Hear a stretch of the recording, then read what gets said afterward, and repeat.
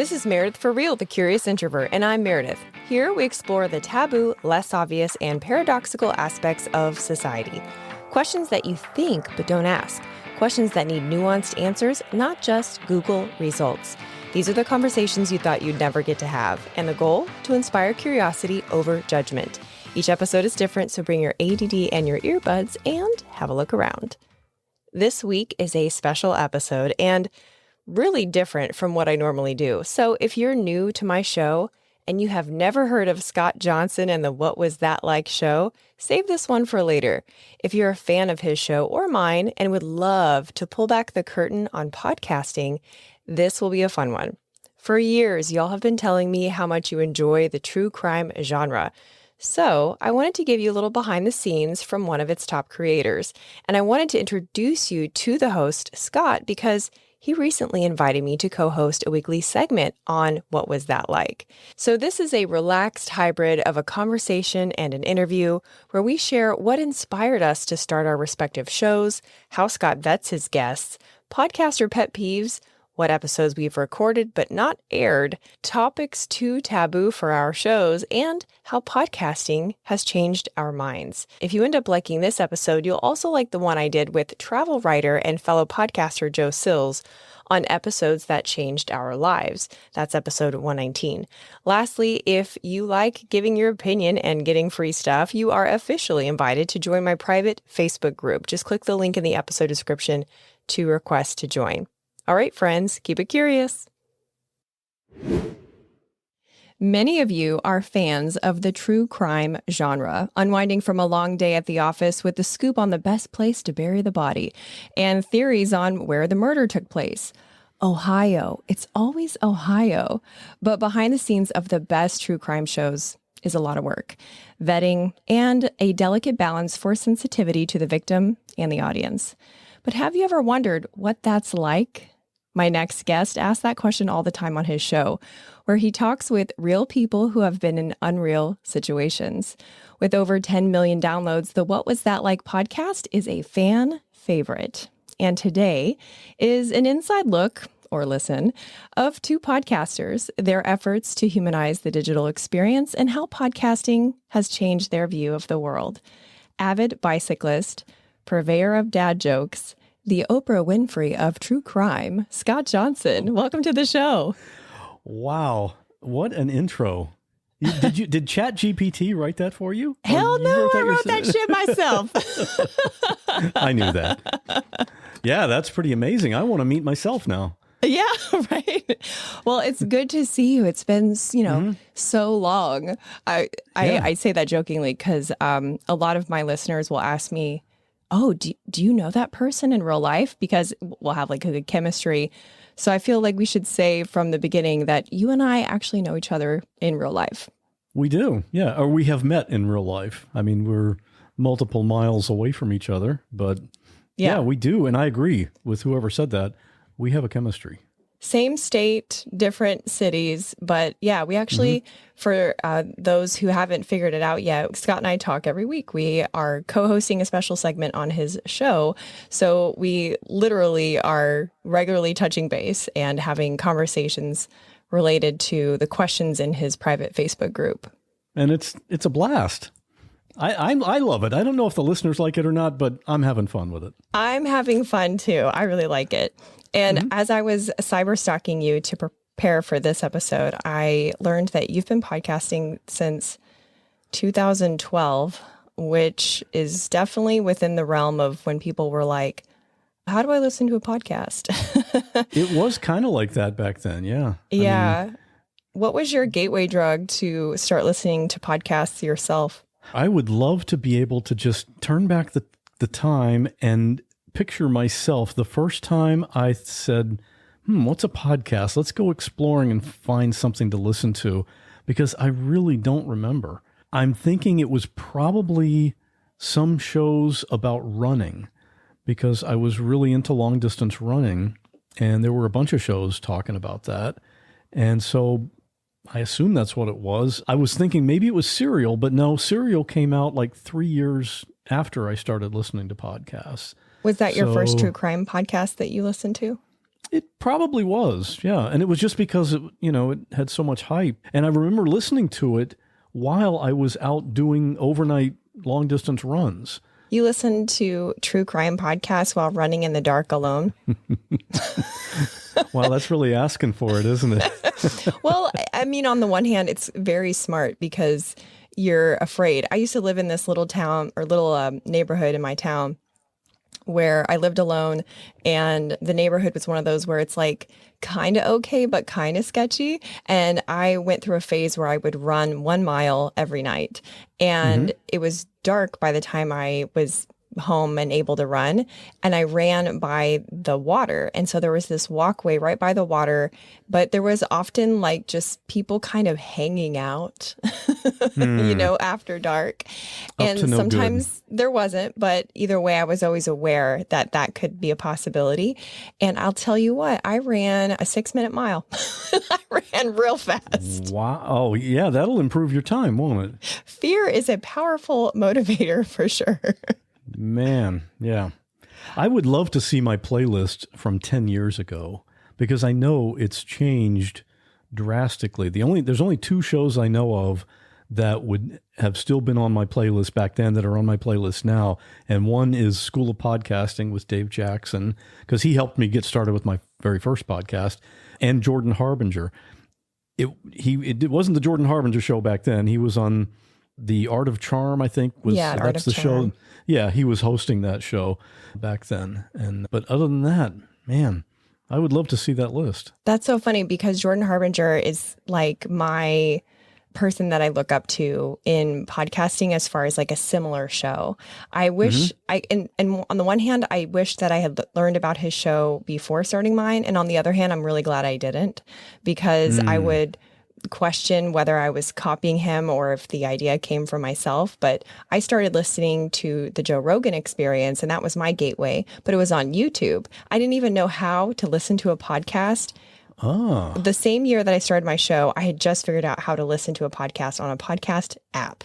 So wow, that's cool. Yeah. Yeah, but I've never really been into the true crime genre like a lot of my friends are, but I'm aware of it. So when I came across your show, what stood out to me was how differently you operate it. It didn't feel voyeuristic or, extorting the victims. And I think that's partly because the experiencer is telling the story, right? Not the host. Exactly. And you also hold space for people in, I think, a really unique way. I know when you started the show, you hadn't come across any shows that told stories in the way that you wanted to hear them. What was it that you specifically wanted to do differently when you started? What was that like? Well, if you think about a lot of the true crime shows, and I'm kind of with you, I don't really listen to the true crime genre. I do listen to criminal, maybe just because I like Phoebe Judge's voice, the best voice in podcasting, I think. But I don't really get into that so much. But most of the true crime shows, when I've heard some, it's 2 hosts talking about a crime. And here's what happened, and wow, what do you think that meant? And then they had some more evidence, and then they arrested the guy. I want to hear firsthand from people who have actually been through it. And not necessarily a crime. That's the other thing. My show isn't true crime. Some episodes are, but just somebody that has gone through something where if they start telling a story of what happened, I want people to feel like, oh man, I got to hear the rest of this. How did this turn out? What was that like? It's where they got the name of the show. Plus the domain name was available. That was handy. But yeah, that's what I wanted. And I didn't see other shows doing that. And I'd already been doing a podcast previously. I actually done 2 podcasts before that. And I thought, okay, I already know how to do a podcast. So I'll just do it myself. Yeah, your previous podcast was like tech support, right? Kind of. It was computer stuff for non-techie people, tips and tricks and watch out for this scam and stuff like that. And I did another one in between that you might not even know about. I do know about it because I properly cyberstalked you, Scott. Look at that. I should have known that. You do your research. I will say that your name is not incredibly helpful for cyberstalking. If you had a more unique name, I should have Googled Thomas Scott Johnson because I learned that that's actually your middle name, Scott. Right. But yeah, Meredith Hack with Edwards. I'm the only one. Yeah. That pretty narrows it down. Yeah. Or it makes it sound like you have a cold. They're like gesundheit after you say it. Well, I was interested in knowing the contrast of having a show about tech and computers, which I consider a certain department of the brain, and then podcasting, which I would consider a separate and different department of the brain. I think podcasting is more of an art and like a creative endeavor. So to me, it's interesting that you are operating both of those. It is kind of weird. I don't know. If you have a passion for something, even if you may not be inclined or have a specific skill in that direction, if you have a passion about it, and I've been working on computers. I mean, when I was 16 years old in high school, I got my ham radio license. And so I was in my bedroom at home tapping out Morse code to people in other states and other countries. And yeah, I was a real chick magnet. Oh, yeah, I can definitely see that. Well, yeah. I think there's room for both in podcasting. I mean, I'm curious to hear what you think about this, but I know for me, I love a good Excel spreadsheet. I love it, but I also measure with feelings. So podcasting is an interesting intersection for me because also being on set as a commercial model in different situations allowed me to experience what it's like to be in an organized set, an organized production, and a disorganized production. And so I always wanted to take the best parts of the on-set experiences that I had and make it a part of my show, because normally I record 4 to 6 episodes at a time. There's a cameraman there. When I started, I had an audio guy and a video guy there. I'm on site on a different location, so we're setting up equipment. So there are true production elements, like I bring food for the people that are helping me the day of. And so that part is very much the I don't know if it's left or right brain, but the part that's more technical and pragmatic and checklisty and, making sure everything's organized and all the guests are confirmed. And then the part that's the art, I think, is the, creating a conversation that is both interesting for myself and the guest and the listener. There's so much to think about. Yeah. And yeah, I think both of us, we have a pretty good balance between the tech and the creativity part. And maybe that's why we've both experienced, some degree of success in this. Yeah, you could be right. You've talked with some really interesting people, like people that have survived mass shootings, people who have survived serial killers, witnessed murders. The only thing that you don't cover is paranormal experiences. Why? Why is that? Oh, boy. Well, paranormal, first of all, there's lots of other podcasts that do that. Yeah. So I wouldn't be setting myself apart at all for those episodes. But for every episode, I promote it as a true story. And I verify stuff. When people contact me, they pitch me a story. I say, okay, is there any way to verify what happened? Not because I doubt what you're telling me, but I put it out there as true. So I need a police report or a 911 audio or a news article that has your name in it, or people have sent me their doctor's records. And with paranormal, how do you prove somebody saw a ghost or something? It's you just can't do it. Well, back in the day here in Pensacola, the ghost occurrences, or what people interpreted to be paranormal experiences, were actually in the newspaper. And so Pensacola is such a unique place in that way, because when you take a tour with the UWF Historic Trust, who they're the main sponsor of my show, that's where I record the show, in Trader John's, and they have records like that go way, way back. Pensacola is the oldest settlement in the US, which I know some people will say St. Augustine, but this is the oldest settlement. Like, Wow, I didn't know that. yeah. So our records go back to the 1500s, and there's all these accounts in the newspaper of people who experienced spooky things. The most famous is the one at the firehouse, which is now the Quayside Art Gallery, where a poltergeist entered the firehouse and tormented all of the firemen who were like in their beds at that moment. And so there's this long article, and so it's one of the main stops on the tour. So, I think nowadays, no, that's not going to make the paper. But verifiable, is somewhat in the eye of the beholder, I suppose. Although I did interview Dr. Bruce Grayson. He is a medical doctor, psychiatrist, who also an atheist. And that matters because he studied near-death experiences for 50 years, trying to apply the scientific process to something that we would consider very, very fringe.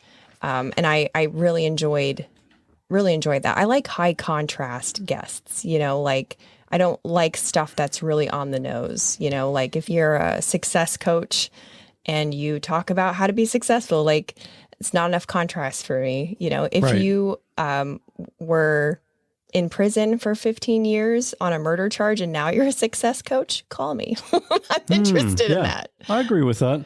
And that episode that you mentioned, I did happen to listen to that. Oh, okay. And, what did you think? Well, I think you know my position on this. I do. Because we have spoken about it, but the things that struck me about what that man was talking about as far as near-death experiences and, leaving your body and floating above the room and, seeing what's going on. Number one, he admitted that it was all anecdotal. There hadn't been any actual scientific studies to prove or disprove that. One of the things that he started saying is when somebody would tell him a story and he would say, I don't know how this person could have known. The whole key there is, I don't know how this person could have known or could have done what they say they were going to do. Or it's having knowledge. So the key is, I don't know. So that's important. And also I think he mentioned ketamine, or is it ketamine? I don't know. And serotonin, they can replicate some of the features of near-death experiences. So that could be a factor as well. I try to think of myself as evidence-based, and I don't know. You talk about those people, those stories that made the newspaper. Well, if people can do something and think they're going to get in the newspaper for it, I think they might say some other stuff that maybe didn't quite happen. Yeah, that's true. I think what I admired so much about Dr. Grayson's approach is that he, in my view, had such a pure view of the scientific process.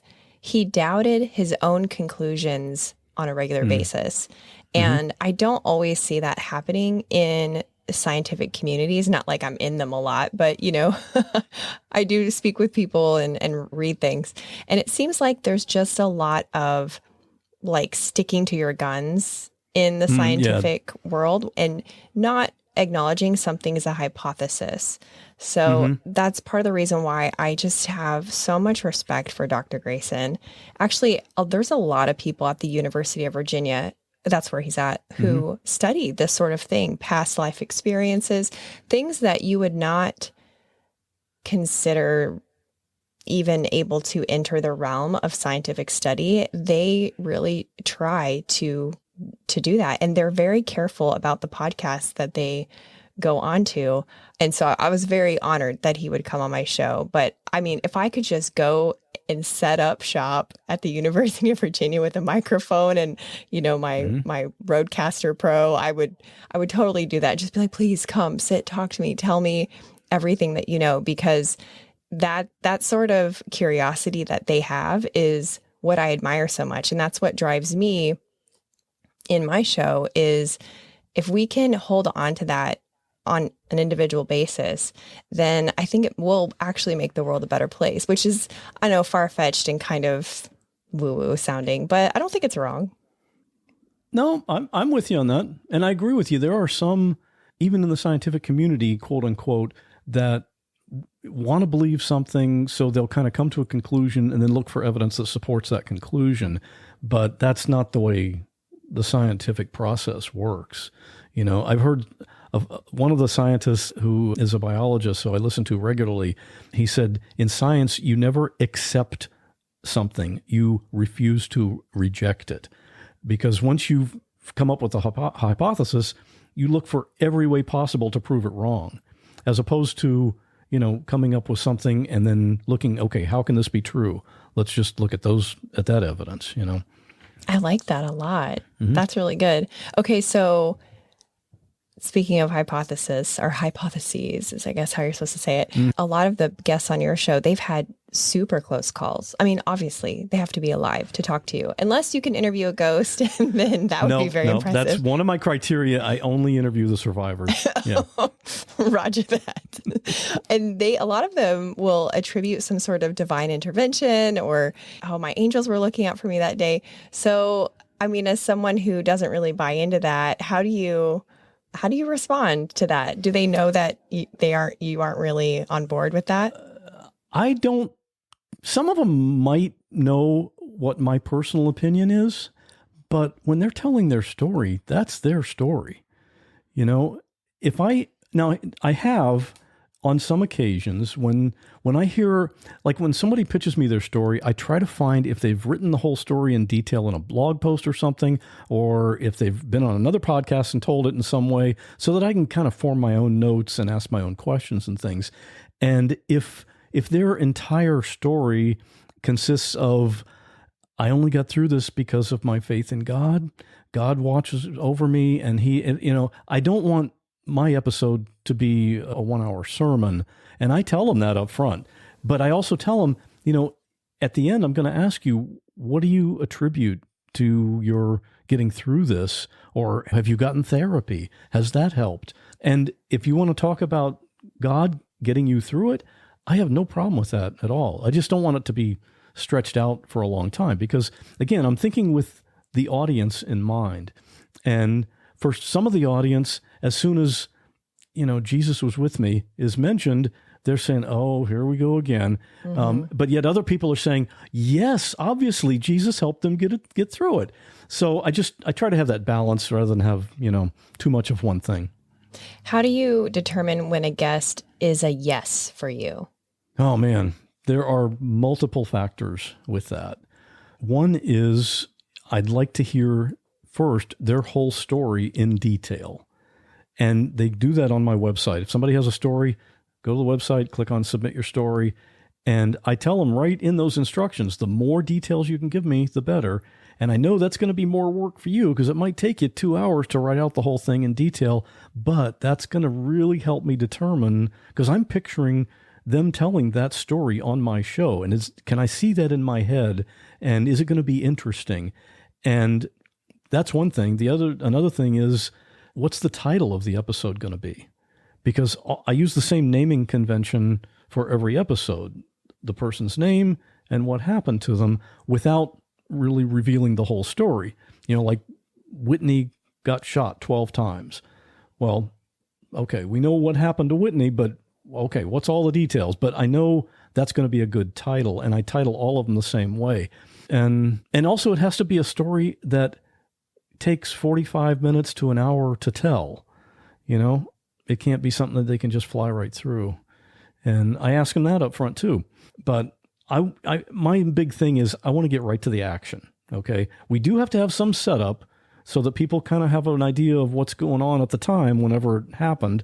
But I mean, the worst question you can start a show with is, tell us a little bit about yourself. Oh my gosh. Can you say it louder for the podcasters in the back?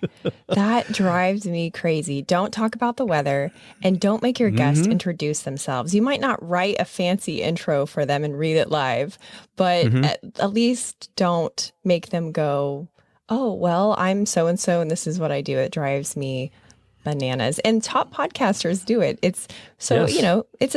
I guess it's a little bit of just personal preference because it's working for some people, but I hate it. I hate it so much. It is. I don't like it at all. Well, there's one show that I know of that starts that way, and it's appropriate. And this is a show called Birth as We Know It. It's a friend of mine, Kiona, and every episode is someone talking about their story of giving birth. And she always starts each episode with, tell us about yourself and who's in your family, because that's exactly what that story is going to be about. Who are the little kids in your family? You know, we're going to hear about them being born. And so it kind of makes sense there. That's the exception. Other than that, no, think of something more interesting to start with. That's, I think, the unexpected part from the listener point of view, I'm guessing, is they might not realize that as a podcaster, you're not only the talent, you're the producer. So even though you are the one asking the questions and you're face-to-face with the guest via technology, you are also the person who has to script, if you will, like create an outline of the flow of the conversation. And I think for you, it's especially challenging potentially because this is a delicate topic. Like some of the people that come on your show, the terrible thing that happened to them is not years gone by. It was like one time it was like 6 weeks or something, you said? Oh man, that was a rough one. Yeah, that was a man named Travis, and this is on episode 30. He had just lost his son, his teenage son, to an asthma attack. And when we started recording, it was 6 weeks, since it had happened.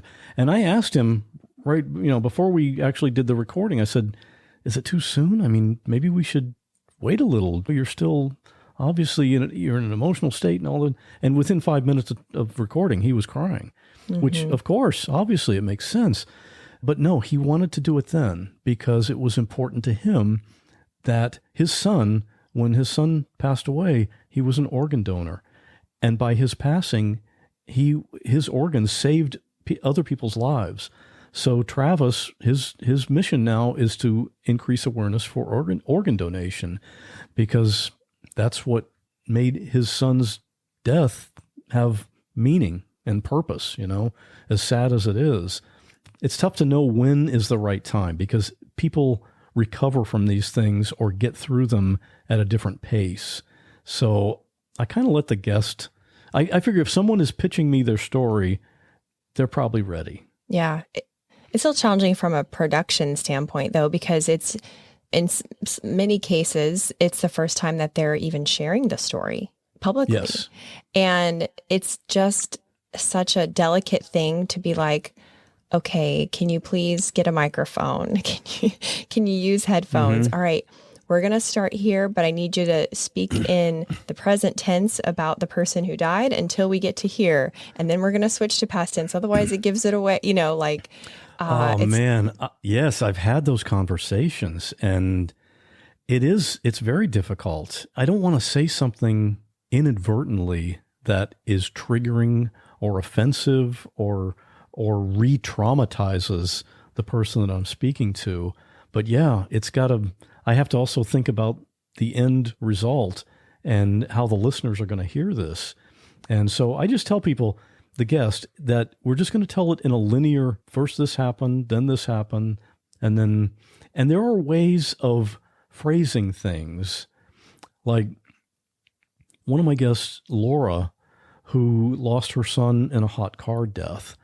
And she's going to speak of her son in past tense, but the first question I asked is, tell me what your life was like back then.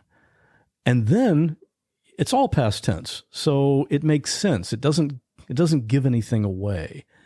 And so it's kind of, you really have to have a balance. I really want to be in tune with and completely focused on the guest. But I've also got to be thinking, is that something I can edit, or should I have them say it again? Or, it's not an easy thing. No, it's really not. I hope that our listeners right now find this interesting, because I think pulling back the curtain behind some of the most popular things in media is interesting. But I think it's even more meaningful when the creators kind of have a purpose for making the content. Do you feel like you have a hope for what your podcast will create in real life? Yes. Not so much like when I started the show, one of the goals wasn't, okay, I want this podcast to really have a big impact, but the individual stories, yes. And I was really fortunate on the very first episode of my show with a woman named Jen who accidentally killed someone. She caused a fatal accident. And her big thing is to not drive distracted. And I had several listeners say, after hearing that story, I am so much more aware.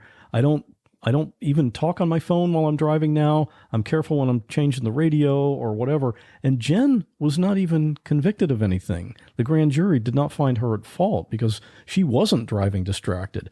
But she very well could have been. And when this thing happened. And so that's one thing. It's an effect that has been on the audience just from hearing that one story.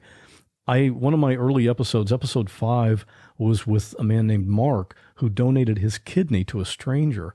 And episode 5, I mean, this is almost 6 years ago now, and I still get emails every once in a while because when somebody discovers the show, they often download all the past episodes and they start right with episode 1.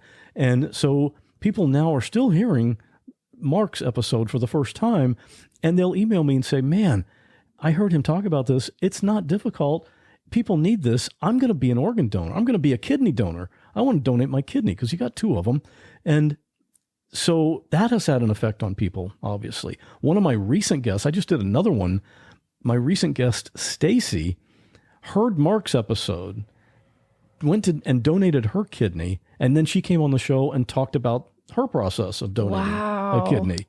So, yeah, that's the kind of thing. Not so much podcast in general, but those individual, when people hear stories like that, and I've got 170 episodes, there's a lot of lessons that we can learn, and hopefully that's happening. And it's interesting that you have created this ecosystem where your future guests and your past guests are interacting. And sometimes I've heard you say that you find your guests through past guests or through your listeners. What's the most unexpected way that you find your guests for your show? That's kind of tough now. In the beginning, obviously I didn't have an audience. I didn't have any listeners to start out with. So I just made a list of people that I want to talk to, like somebody that was saved from a burning building or somebody that went in and saved somebody from a burning building or somebody that got struck by lightning and then I just started looking up news stories to try to find these people. But now, the audience is big enough that most of the guests come from the audience and they're just pitching me their stories. Some of them are a good fit. Others, not really. I have to reject a lot of them. And that's one of the most awkward things you can do. That, especially since they've poured their heart out in their application to come on your show. Yes. And well, not all of them. Some of them, even though I tell them to do that on the application page, some of them will use the phrase, long story short. And okay, well, I don't want the long story to be short. I want you to tell me everything. But yeah, I've had one of the very early submissions was someone who said, okay, I've got a great story for your show. And I'm willing to come on the podcast and tell this. I was going out my front door and I fell down the steps and I hit my head. I had to have stitches. Okay, there's the whole story. Oh my gosh. Yeah. That's crazy to me because I think about how uncomfortable I am on other people's podcasts. When they talk about strategies to grow your show, and this because you're you're one of the teachers at the conferences that help people know how to grow their podcast. One of the main approaches is to be on other people's podcasts for discoverability. I really dislike that. I've gotten better, but I don't pitch myself. It's just, it feels so uncomfortable. I don't like being vulnerable. And Theo Vaughn is a comedian and a podcaster, and he is just so good at being vulnerable. He's likable and relaxed. Me, I'm like that dog in the yard who you walk up on and they're right in the middle of a poop and you make eye contact and it's so uncomfortable and, there's no turning back. You're just sort of standing there It's uncomfortable for you, not the dog, right?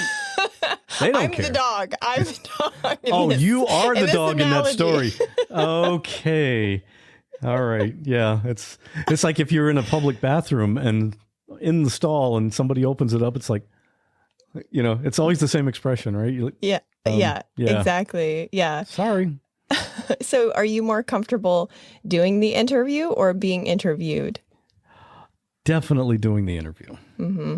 Yeah, because I usually have 2 or 3 pages of notes with all the details about the story, and any question that I ask, I already know the answer to it usually.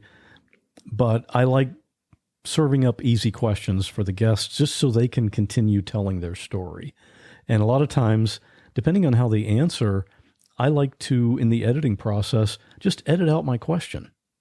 Nobody needs to hear the question because that's the way it sounds like the guest just being a really good storyteller. And I've had so many guests say, man, you made me sound so good. And that means they're more likely to share it too. And that's my main goal is I want them to sound really good, which means the audience is going to enjoy it. They're going to be happy with the final outcome and everybody's happy. Have you ever recorded an episode and not aired it? Yes, I have. Yep, that has happened. I had a guy who he was an older man, and he went to the gym one morning, and he was getting on the treadmill. This is about 6:30 in the morning, and they had how gyms have like a big row of treadmills, and all of the treadmills faced the parking lot. So big glass wall, you can see everything going on. I guess that's just to avoid boredom. So he's getting on the treadmill, he starts walking, and a car crashes right through that wall into his treadmill, knocks him back, and the gym had cameras, so I saw a video of it happening. The treadmill gets pushed back into him as he's falling on the floor. I think he broke his nose, and yeah, he told that whole story in 15 minutes. But okay. Yeah, so I can't put a 15-minute episode out, Yeah. So that's interesting. I've only had one, but I've had more than one that I should not have aired.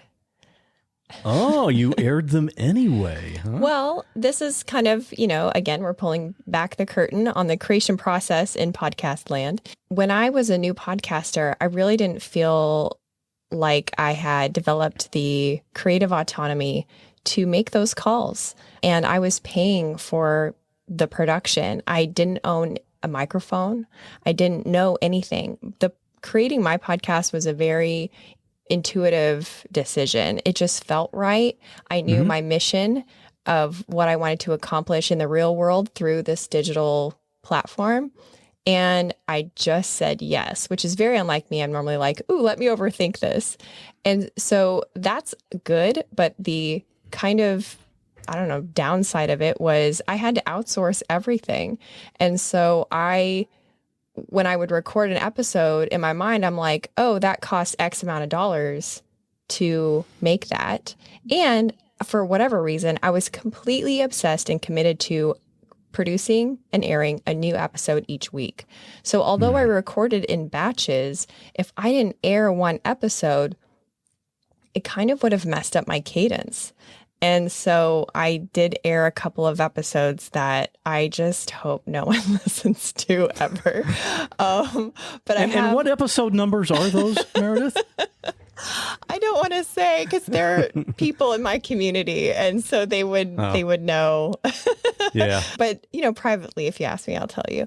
But then I did not air one recently, even though I had done extensive research. Each episode of mine represents hours of work, and it sounds like a really smart, snappy conversation, but that's not by accident. If they've written a book, I've read it, I've listened to at least 2 other interviews that they've done. I'm trying to extract their typical talking points and replace them with more interesting and unique questions and answers. And the one that I didn't air, he was the producer of a show that had a quality that you mentioned earlier, where you said you edit out your question and then it makes the guest look really great. However, he edited his podcast made him look like a great person to interview.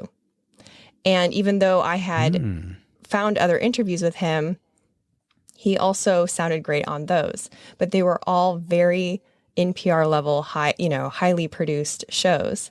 Right. In person and on the mic, he's very, very nervous. And so it didn't make him sound like an expert, even though he totally is, and he's brilliant and wonderful. Yeah, it made him sound so uncertain of himself that it was a 45-minute, 50-minute episode, and I didn't air it. So, yeah. How did you explain that to him? Oh, I definitely didn't. But he never asked you, hey, when's it going to go live? No, I think he felt uncomfortable, and I think he probably would be relieved to know that I didn't air it. As bad as that sounds. Better to just avoid those awkward situations by telling somebody, sorry. Yeah, I'm sure I'll run into him at a podcast thing, but it's okay. He's a professional, so he knows. I mean, I've been on podcasts where they didn't air the episode. Wow. Did they tell you proactively, or did you ask and they said, didn't really? On a couple of them, I asked, and they were like, oh, I never launched my show. That's a mistake. I won't come on a show that isn't aired yet anymore. And then the other one, she stopped. So obviously that wasn't your fault then. Obviously. No. I do think there's been a few that haven't aired, but one of them that I think was my fault, I just don't think I was a good fit for the show. At least that's what my insecurity tells me, because it was just like a really cerebral show. Really smart people were on it. And I was like, yo, are you sure you have the right girl? And he's like, oh, yeah, you're brilliant. Yeah, let's do it. He's British, obviously. That's my British accent, everyone. And so we did it. And I brought my A game. Like, I really did the best that I could, but they never aired it. And there was multiple hosts, multiple producers. And so I think this guy was just a fan of Meredith and not like... It just really wasn't a fit. And so I think the other people, in my imagination, this is what happened. But well, that's good. That's a good story to tell yourself, I guess. I mean, but you're a smart person, though. You could fit in with those. But of course, I didn't hear the conversation either. So, hey, Curiositors, just a quick pause to show gratitude to our sponsors and give you some special deals. My husband and I have been using Liquid IV since 2019. We love that you put it in cold water and it actually dissolves and, tastes awesome. Lately, strawberry lemonade flavor has been my go-to. They also have sugar-free now. And in just one stick, I get 5 essential vitamins and hydrated 2 times faster than water alone. Get 20% off when you go to liquidiv.com and use code CURIOUS at checkout. That's 20% off anything you order when you shop Better Hydration today using promo code CURIOUS at liquidiv.com. If you love true crime but hate the shows that leave you hanging, you're going to love the show What Was That Like, hosted by Scott Johnson. He interviews ordinary people with extraordinary stories, like people who survived a mass shooting, found an abandoned baby, or got deals on Shark Tank. Every guest is carefully vetted, and many of the stories have an unexpected insight or inspiration. As you know, I'm not a true crime fan, but I love What Was That Like because it's the victims themselves sharing their stories, and I also love the way that Scott holds space in such a respectful way. In fact, I love the show so much that I accepted an invitation to be a co-host on the weekly Tuesday segment. Find What Was That Like anywhere you listen to podcasts and let me know what you think. Spring has sprung, but so have the mosquitoes, and that can be a real buzzkill. See what I did there? I've been using Insect's mosquito service since 2019, and they continue to impress me. They guarantee their work, and pollinators are always top of mind. Don't wait till the last minute to get on their schedule. If you're in the Florida Panhandle or the Gulf Coast of Alabama, give Insect a call, enscc.net. The Florida Panhandle isn't just the home of your favorite podcaster. That's me, by the way. Shameless, I know. But it's also a go-to spot for a lot of families on vacation. Don't plan a Pensacola trip without getting tickets to the UWF Historic Trust. It's good for a whole week, and it's a great indoor activity option. You'll recognize Trader John's where I record the show in the Pensacola Museum of History. Get your tickets in person so you can show the agent one of my emails and get $2 off an adult ticket. Now back to the show. Remember to stay till the end where I give you a sneak peek of next week's episode. this is actually perfect segue because this is another question that I wanted to ask you. And so I'll share my answer and then you can tell me yours. The question is, how has podcasting changed your mind on something? And it has changed my mind that I'm smart. It's not that I thought I was dumb, but did I think that I could have conversations with philosophers, PhDs, political science people, researchers? No, but I totally go toe to toe with them. And even after years of doing that and having great conversations, I still just felt insecure. And I talked to one of my past guests called Courtney Farrell, and she was like, sister, you need to drop it. You need to drop that whole I dropped out of community college bullshit. You are smart. There's nothing wrong with you. And smartness is not a paper. Smartness is in your head and you are smart. And so I was so encouraged. And I met her more or less through podcasting. So that's one way podcasting has changed my mind about my own perception of myself, which is really valuable for me. Yeah, that is valuable. I love that story. Not sure that podcasting itself has changed my mind about something. It's made me much more open to other people's stories and experiences, though. You might read a summary of somebody's story and immediately decide who was right and who was wrong in that scenario. But there's always nuance and there's other factors. There's other things to consider.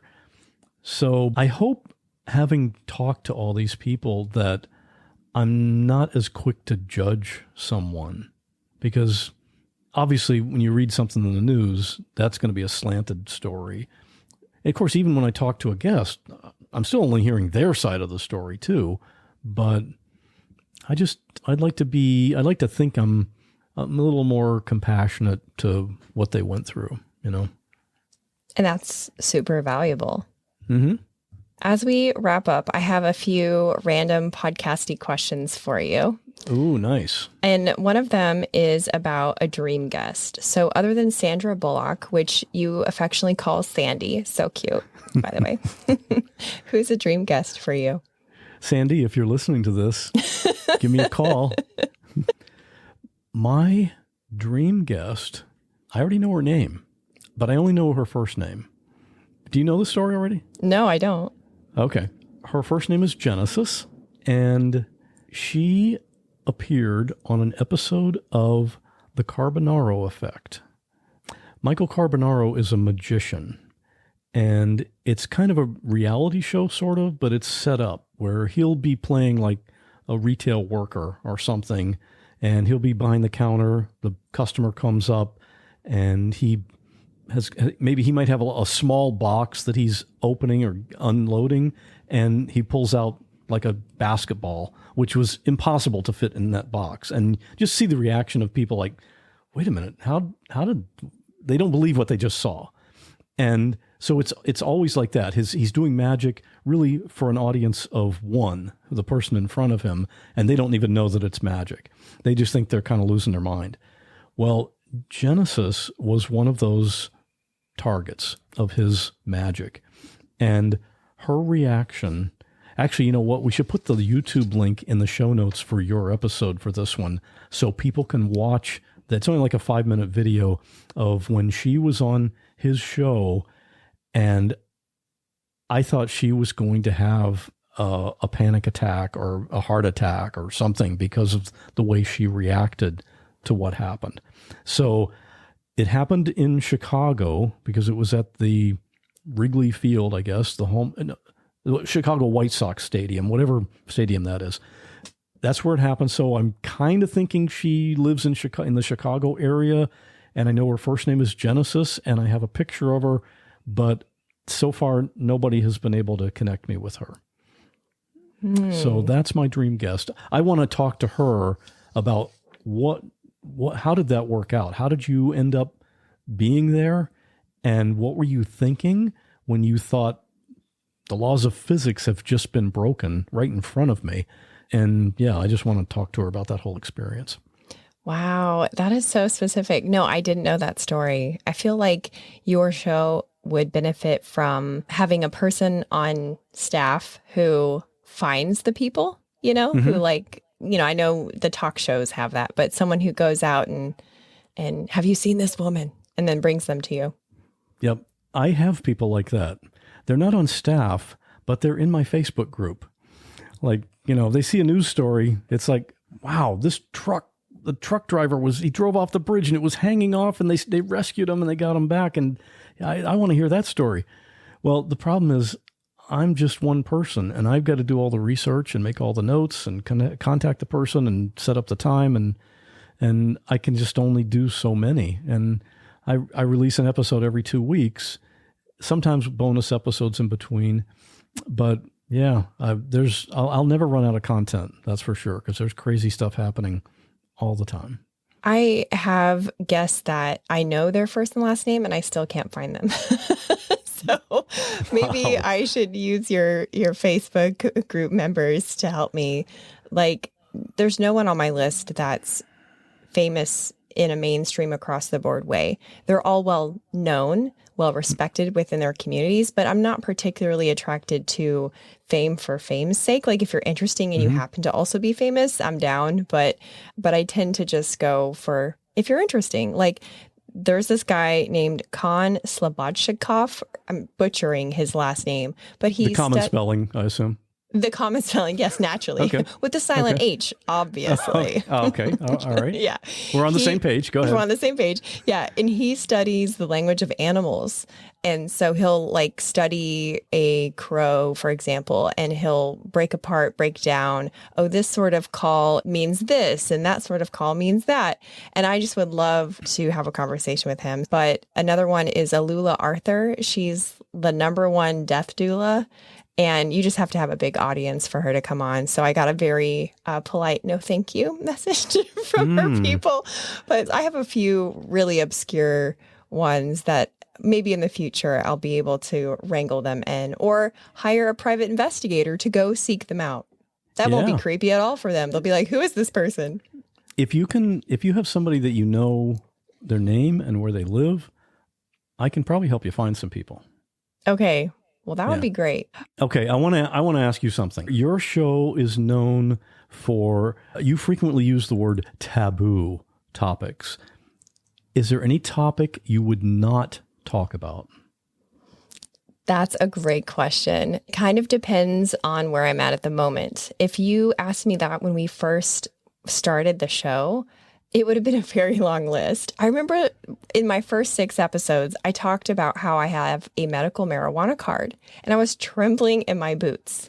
And then episode, 30-ish or something, I talked about the history of India and like sex. And I was mortified that my guests used the word masturbation.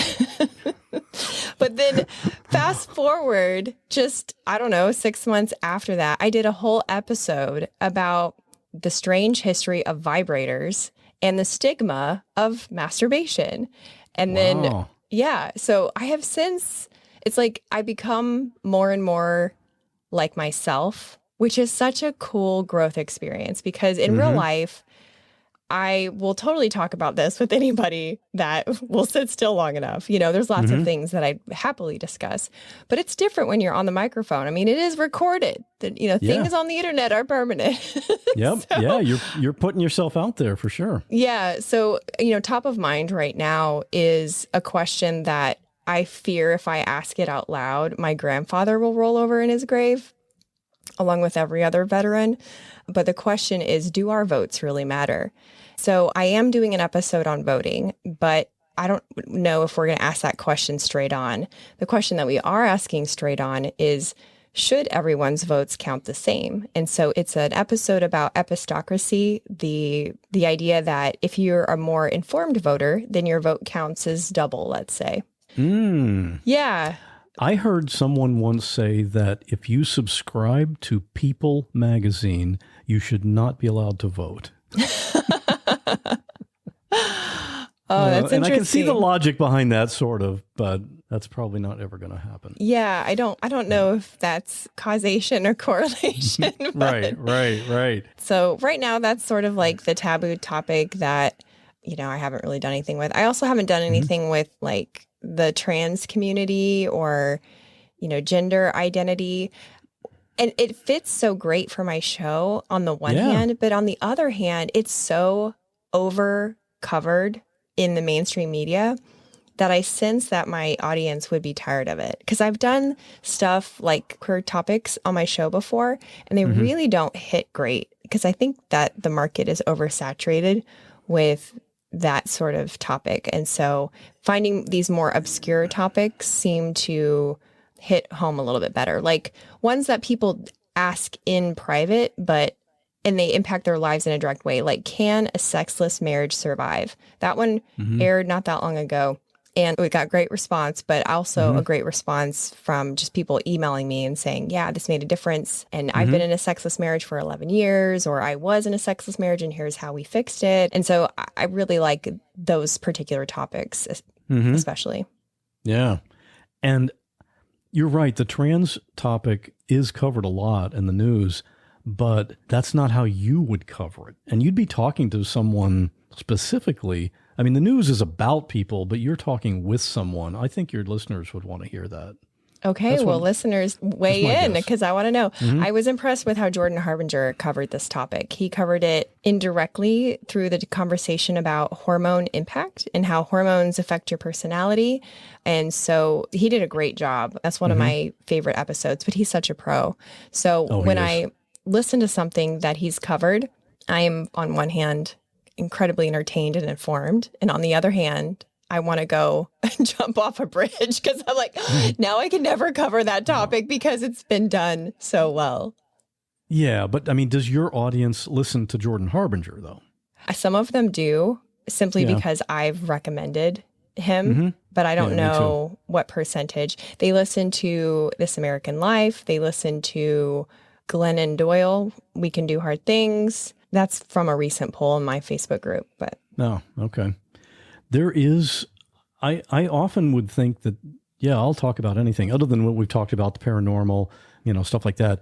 But I heard another show have a guest on who was a priest who had molested a young boy.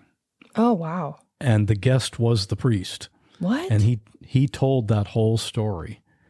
And at the time, this is one of those things that I remember where I was when I heard that story because, man, I couldn't believe it that this guy would really put that out. And it got there was a lot of controversy. Now, I think in general, and the show is still out there, still doing well. Not that episode specifically, but the show is doing really well. So it didn't kill his show, obviously. But, man, that took some courage to give that guy airtime because that was the negative thing. Why do we even want to hear from this creepy pedophile? And he not only talked about that, but the fact that his church moved him from there to another church rather than completely eliminating him or firing him. I don't know what the process is, but I mean, obviously that's something the Catholic Church has been dealing with for a long time. But yeah, I don't know if I would have somebody like that on the show. That would be a tough call. I guess it kind of depends on what their message is. But he didn't even seem, I mean, he acknowledged that what he did was wrong, but he didn't seem extremely remorseful. So, I mean, that's the feeling that I got. I don't know. It's tricky because as a podcaster, you realize that, like you said, you're giving airtime to whatever it is that you're discussing. So you do feel a weight of responsibility to some degree to offer whatever you're giving your audience in a vetted way and in a fair way. There's a part of me that would really love the chance to take a whack at a more, I'll call it NPR style episode where for example, like the trans subject would be like the perfect one for this because I could speak with people who are trans and then I could speak with people who are trans and detransitioned, medical doctors who are, both for and against transitioning people surgically. I think that would be really cool, but it's a lot of work. So funny, that actually leads me to my next question, because I have like this laundry list of creative ideas for my show. I mean, so many, so many, which is why I'm trying to... Why does that not surprise me? Yeah. I'm trying to outsource some of my things and streamline some of my processes to free up time to both make money, because my show isn't making like a lot of money, but also to just continue to use that creativity muscle. Taylor Swift was recently quoted in something, and the long and the short of it was, creativity is a muscle. You can't really take a break from writing songs, because then your muscle atrophies. And I feel like as a podcaster, you are a creator. You're not a songwriter, but you're making things, and you can easily get into a rut of doing the same thing the same way all the time. And so, yeah, I've got all kinds of things are cooking up in my head. So I wanted to know from you, do you have any creative endeavors, out branches of the podcast that, given the time and maybe the funding, that you would want to do? Yeah, I was just thinking about this the other day. It's not really directly related to the podcast, but I would like to get a pair of glasses, like sunglasses, that have a video camera right in the middle here, so that as I go and interact with someone, it would record our conversation. But I want to go and stand on a street corner with a sign, and of course I'd let my beard grow for a few days, a sign that says, homeless, anything helps, God bless, just like you see those people, and just see what those interactions are like. Because, I mean, for some people, that's their whole life. That's how they survive. And I would have like a little note for anyone that gave me money. I would hand them the note, and then as they drive off, they can read it later. Something like, this is all a setup, but the money that you gave is going to go to a homeless person, and you can see it online here or whatever. But I want to record that, maybe put them on TikTok, or, play the audio for, as part of a podcast in the future or something. I'm just not sure what the laws are around here for panhandling. If it's, I don't want to do something I'm going to get arrested, but then you can be a guest on your own show. No, that would be too boring. Sorry. Yeah, there's a lot of laws on recording people without their consent too. And not just laws within a state or national laws, but also within platforms. Like on YouTube, they cut down on if you don't have the consent of the person, I don't think you're supposed to be able to post their video. But I think this would be a great pitch for a television network, because it's the What Was That Like show, where you go undercover and pretend to be in situations and then see what people do. It's a little like What Would You Do? Do you remember that show? Oh, I love that show. I watch those clips on YouTube all the time. Yeah. Yeah. So it'd be a little like that, but yeah, I think that would be really interesting. I like that idea. They get releases from all their people too, But the thing is, when you're in a public place, if I walked up to somebody in a parking lot or something, that's you don't have any, from legal standpoint, I don't think you have any expectation of privacy for something like that. Now, maybe if you got your kids with you and you don't want your kids being put on YouTube or something, somebody might have a problem with it, but still, I mean, the note that I hand them could say, here's my email, or here's a website, fill out this form. If it's okay for me to use your video, just send me the form with your signature. And I don't know, there's ways to get around that stuff. Isn't it interesting? Just then, just this little part of our conversation is the perfect example of what creators go through. You have this creative madness, and then you've got the production side.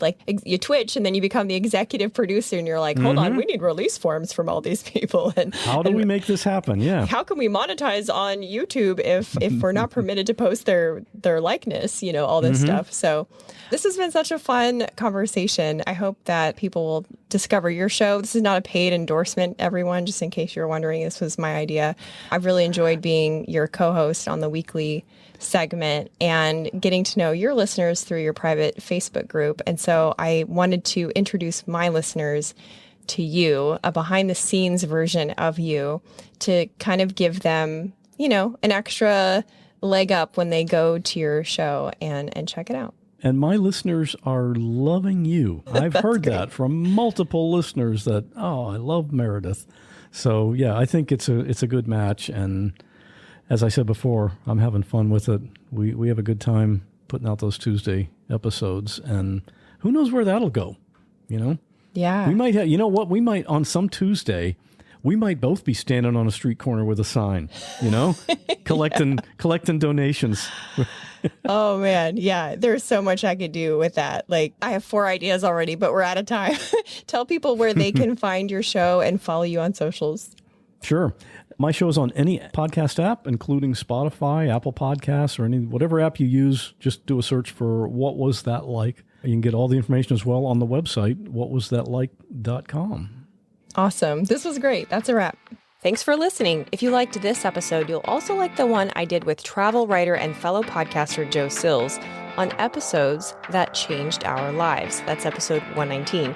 Stay tuned next week for a remastered episode where I talk with a man who went from being a felon to being $1 million business owner.